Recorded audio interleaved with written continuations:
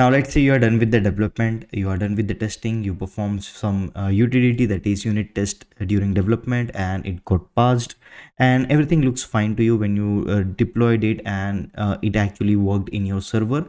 But now you need to share it with people. Now how will you share your image to someone? Now basically there is one method through which you can actually share the image from your local to someone else's. It would be from your drive. And how do you create a tar from your Docker image? So it will be just like, let's say I have one Docker file, a Docker image right now over here. When I do run Docker images, you can see I have a busybox image over here. So here you will just make use of Docker save. Now what Docker save does, it basically creates a tar out of your Docker image which is present. So I want to name that tar as busybox.tar and followed by the image ID. So basically you can even write the image ID, or even you can write the complete image name. Now when I do ls, here you can see busybox.tar is present for me. Now what I will do, I will just delete this. So docker rmi followed by the id clear. When I do ls, I have this tar file. And what you did, you just copied this tar file into usb and shared it with your colleague.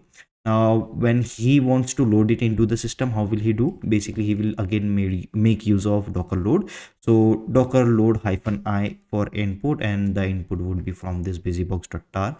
When you press enter, okay, here there is one more context which is required. So docker load, the spelling needs to be corrected. Okay, now here it says that the layer has been loaded and it loaded the image busybox latest. When I do docker images, you can see the image is present. So this is one way through which you can just share your docker images. Now here we are considering your own application and you wrote your own docker file, and that's the same image that you want to share.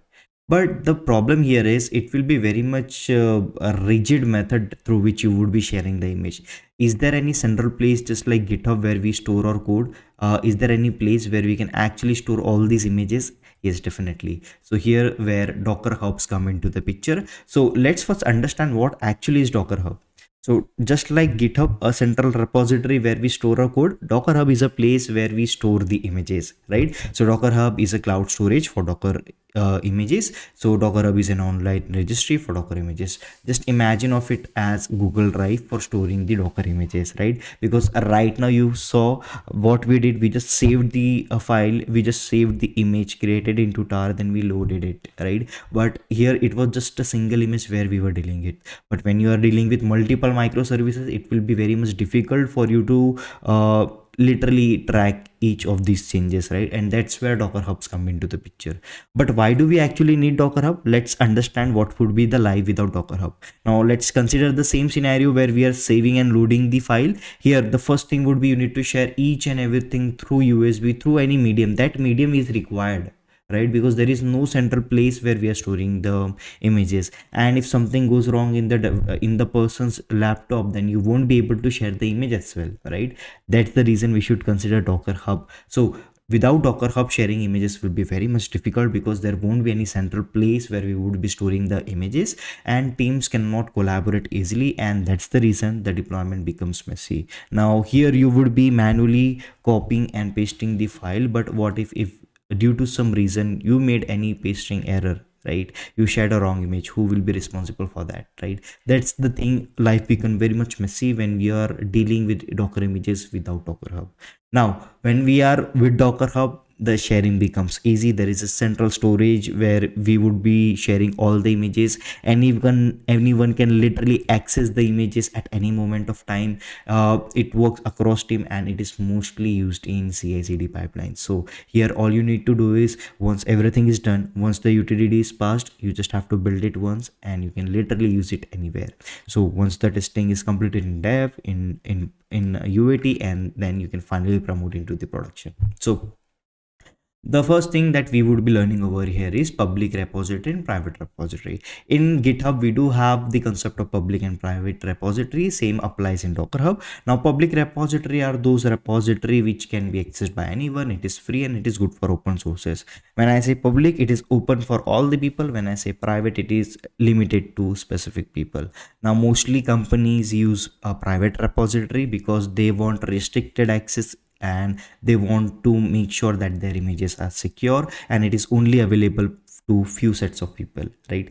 So let us first see the example of public repository, and here we would be talking about Docker Hub.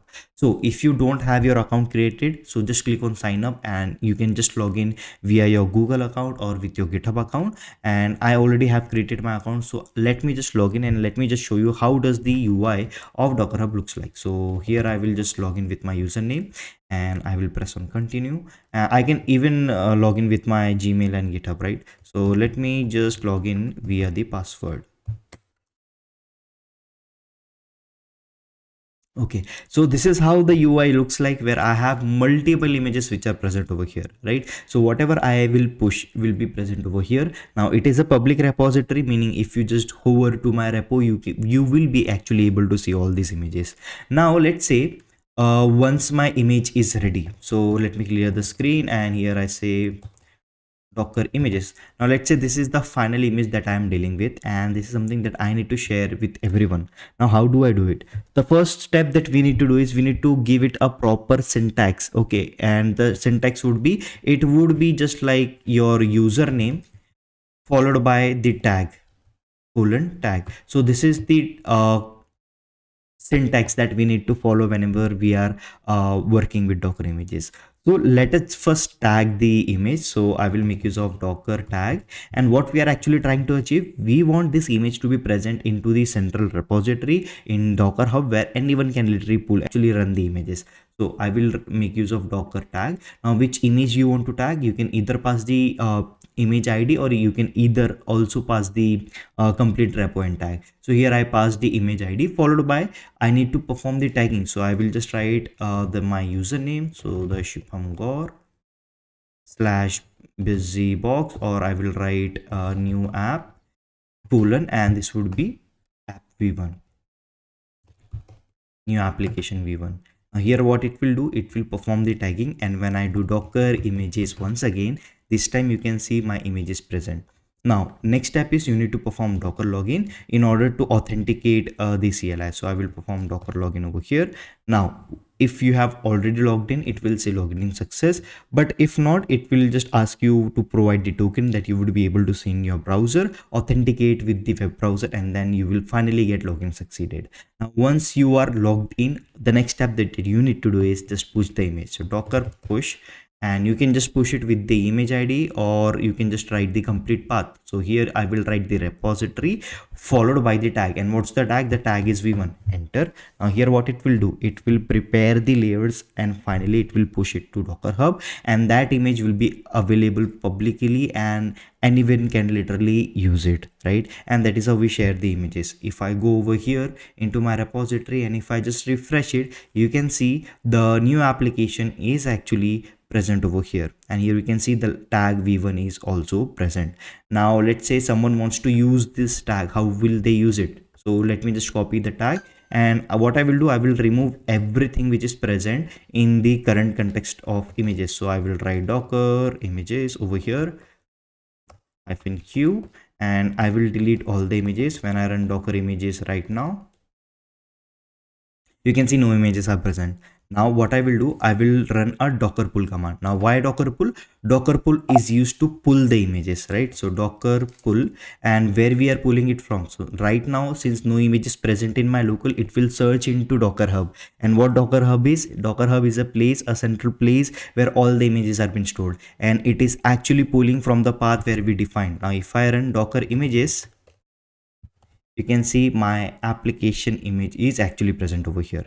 Now let's say I did further development, the testing is completed and everything is passed, and I want to push this push a new version of this image. How will I do it? So basically again, once everything is done, you will run the application, and this time I will make use of another tag. So I will write Docker tag followed by the application, that is the repository colon the tag, and this time the tag would be v2. Now let's say if I want to make this available to the people, so what I will make use of, I will run Docker push followed by the image followed by the tag, right? So here we are actually pushing the image from our local to the Docker Hub. Now anyone from the world, anywhere, they just have to run Docker pull, and then the images will be available to them. If I go to new application repository, here you can see version v2 is also pushed over here. And now see, how things are become very much easier for us to share the images. So right now I gave you the example of public repository. It is free, available for everyone, and it is good for open source. Now what are private repository? Private repository is only restricted to few people. It is used in companies, and it is secure. So let's take private repository in the coming session. So right now we just explored and learned about public repository, and that's what actually is Docker Hub. So in real use case, developers build the Docker images, they push the changes into Docker Hub or any private repository. It can be it can be ECS or anything, and then you can use the image in the Jenkins CI/CD pipeline, and you can deploy it to the server. So how would the flow look like? The developer writes the code, prepares the Docker file. From that Docker file, the image is created, it is pushed to Docker Hub, and finally it is deployed to the dev, test, UAT, and then production environments. Right now, so here we learned a lot about Docker Hub. So let us take a recap. So Docker Hub, what actually it is, a central place where we store the images, a Google Drive where we can actually store all the Docker images, specifically created to store Docker images. And here we make use of push images to share it anywhere. We can make use of pull command to run to pull the images in our local. Here we learned about public repository, which we saw the demonstration also. And in the coming video, we are going to see the demonstration for private repository. And here we saw what are the real world use cases when it comes to Docker Hub into DevOps pipeline. And we also learned the flow where the developer writes the code, prepares the Docker file, creates the image, pushes the image into Docker Hub, then deploys into the environment. So yeah, that was all in this video where we learned a lot. So that was all in this video, and I will see you in the next one. Till then, keep learning, and thank you very much.